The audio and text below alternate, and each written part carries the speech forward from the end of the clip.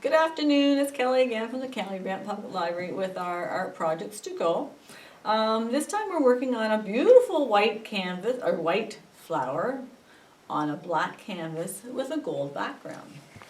The gold is supposed to be your center piece, but in this case I think it's just all beautiful and it was fun to work on. So your kit's going to include actually a black canvas, so you don't even have to paint it, which is nice. And you're going to get the flowers, and you're going to have to cut them out and put them on your page the way you want them to be. I like the big flower right up front and center. So this one doesn't quite fit on the page, so just kind of add a little extra on the edge there. And this is the big white one. Okay, so we're going to go start with the flower. So this flower, these flowers, sorry, not this flower, they're all base coated in white. So what I've done is I've actually just base coated them all white, and I've left a little bit of black in between, just so it kind of gives you the definition of a petal, and each one is the same. Okay, so I've got one more up here that we can work on. So just base coat it white.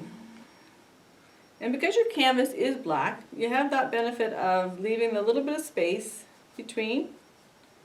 Okay? So just leave a little line there. Or if you don't want the line, that's fine. It's entirely up to you. It's your project, not mine. I'm just kind of giving you the idea of what you can do with it. Okay? So you're going to base coat it white. And then you're going to add your highlights. Okay? So you always think highlights, oh, they're too difficult. Well, you know what? They're not that difficult at all. So get a nice little flat brush. And what I call it, it's called double loading. Okay, so you put white on one side and black on the other. Okay? Just kind of blend them a little bit. So because your highlights are coming from the center, I'm trying to work backwards here. So I've got the black closest to the white, and I'm just going to bring it down. Okay?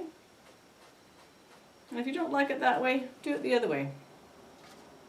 Okay? And then you can do that on your flowers as well. So that just gives you a little bit of extra highlights. I've done it very fine with a little bit of water on it, and I've blended it a little bit more. So you work with it, play with it, have fun, but just kind of gives you an idea that you're going to put highlights in your flower. I messed up there, so I'm just going to show you how to fix that. So this here, I've got the flat brush again. Doesn't matter what brush, you can adjust. So I've just patted, oh, too much water. Sorry about that, too much water. Black and white. You're just going to pat the center. Dip, dip, dip. So it gives you a little bit of texture. I'm going to change my brush up a bit there. Got too much water on my plate. Okay, so you're going to do your whole center like so. Let it dry. A little bit more white. A little bit more white. Okay, you're going to let it dry, and then you're going to add a little bit more white again, let it dry, and then you're going to add yellow. So that's going to give you like a definition for the center. Okay? So just tap, tap, tap, tap, tap, tap. You can come up into the petals a little bit if you want. It's up to you. It's hard to work when it's kind of backwards for me. Okay? So you can see now that's starting to develop. I might put a little bit more white there so it's not quite so stark. But you can decide how you want your flower to look. I like it just a little bit smoother. Okay? So have fun doing the flowers. So base coat white. Kind of let them dry. Do your shadows.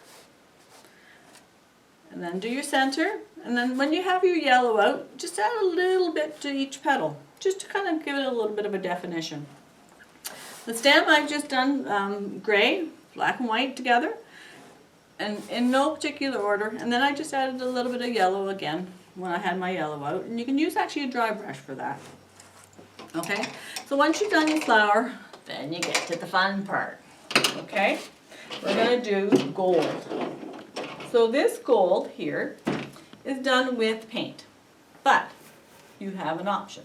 Okay, so I've done it with paint, and you're going to have gold paint in your kit, so that there's going to be lots. Take your time to do it.